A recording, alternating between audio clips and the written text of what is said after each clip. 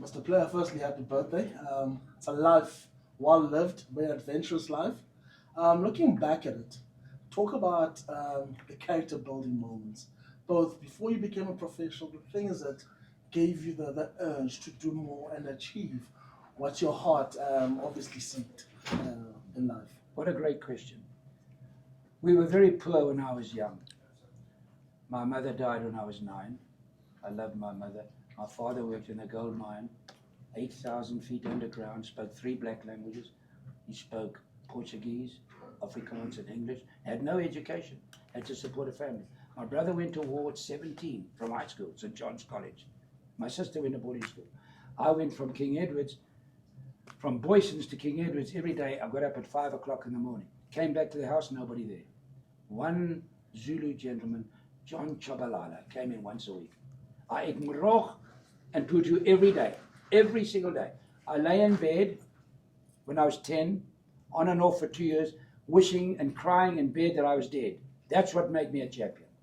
When you go through adversity, all people that have achieved world-class status through success have had tough times to go through. Why do you think South Africa have produced the world's great sportsmen? Rugby, cricket, boxing, golf, swimming, every sport. Because we've been a country of turmoil, of problems. Whites fighting blacks, blacks fighting whites, blood river, Dingon killing Petra Tiff, the English coming here and killing our farmers with scorch policy, then apartheid. A country of turmoil. It's made us tough people. That's why we're so good. And so I realize how lucky I've been. I've been blessed. I've played with every president of America, the prime ministers and royal family, but also in the villages of Africa and in India. And I've seen poverty as well. And my heart bleeds for poverty. And that's why we got to get as much tourism as possible. And I'm so proud to have represented this country for over 72 years. I've played in front of more people live, and I've been on television more than anybody in South Africa ever, 72 years of it. To have represented this great country has been my great thrill. Now we're going to make the right decisions for our future. We have the greatest people on the planet in this country. Are continuously traveling around. The wonderful people we have. We just got to stop these militants from preaching hatred, because this is not a country of hatred. So, all in all, we've invited 400 people for my birthday, who's come from all over the world. Can you imagine people traveling to spend 3 days here to my birthday? What love! And what's the greatest word in our whole life? The greatest word that exists is love. And this is what these people have come here and given me. And they will help me develop my black school that I have here.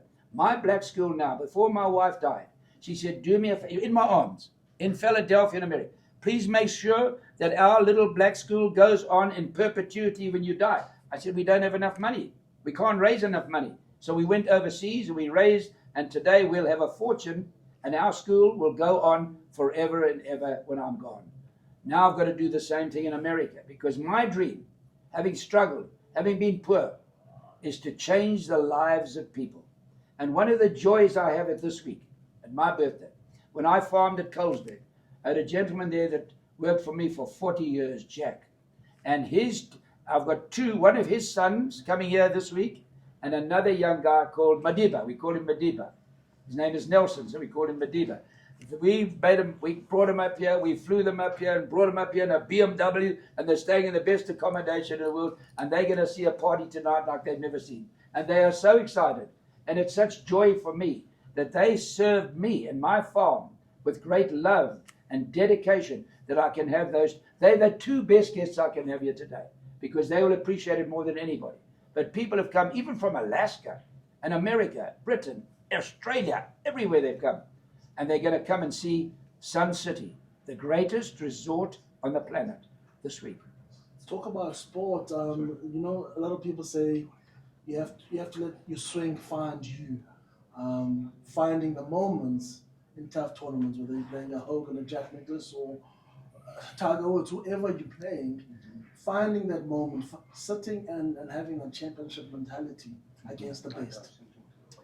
You know, when you win a golf tournament, you're beating 156 guys. You're not beating a team of 11 people. You're beating an individual of 156 guys. A man like Tiger Woods had such a supreme mind. Nicholas, Hogan, all the world beaters, what I call the world champions. People get very mixed up with superstars and stars. There are very few superstars. The superstars had a completely different mind. But that's what we need now. We had a Tiger Woods in America. We need a black champion in South Africa. We had a young man, I won't mention his name, we had a young man who, Tiger Woods said to me, Gary, that's your next champion. Faded out. But we got programs now, and we will have a black champion in time to come. We had an Indian gentleman, when the South African Open, it was interesting, I phoned him when he won it. And I said to him, you know, today you won the South African Open, our championship. That's our most important tournament. I said, you won it. When I used to play, they weren't allowed to have Indians. They weren't allowed to have black people play. Pop Segolan played a few times. Vincent Chabalala played a few times. But we had an apartheid system in this country. And today, you won the South African Open, the most coveted trophy in South Africa, and you won more money than I ever won an entire season in South Africa.